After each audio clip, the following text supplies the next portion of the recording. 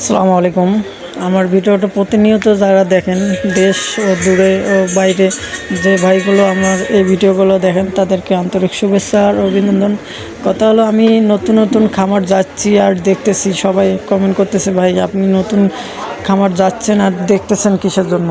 তা ভাই আমি দেখতেছি বলতে আমি পরবর্তী টার্গেট আছে, আমি ফার্ম দেব, ঠিক আছে, পোলট্রি মুরগির ফার্ম দেব। সেজন্য আমি প্রত্যেক খামারে যাইছি, যাওয়ার পর ওইখানে কিছু দেখতেছি আর অভিজ্ঞতা নিয়ে আসতেছি। কেন আমরা প্রথম খামার দিবার গেলে কিছু পুরনো খামার ঘুরতে হবে, খুব ঘুরে ঘুরে অভিজ্ঞতা নিতে হবে। আর প্রথম অভিজ্ঞতা যদি না নেই আমরা তাহলে সমস্যা হবে। সেজন্য আমরা নতুন যারা আছি তারা অভিজ্ঞতা নেব। সবসময় আমরা নতুন পুরাতন খামার যাওয়ার পর করব। আর সামনে আমার টার্গেট আছে, সামনে আমি আমার গরুর খামারের পাশাপাশি আমি মুরগির খামারও দেওয়ার চিন্তা ভাবনা করছি। এখন চিন্তা করছি প্রত্যেক খামারে ঘুরবো, ঘুরে ঘুরে আমরা করব। ইনশাল্লাহ আপনারা সাপোর্ট করবেন, ইনশাল্লাহ।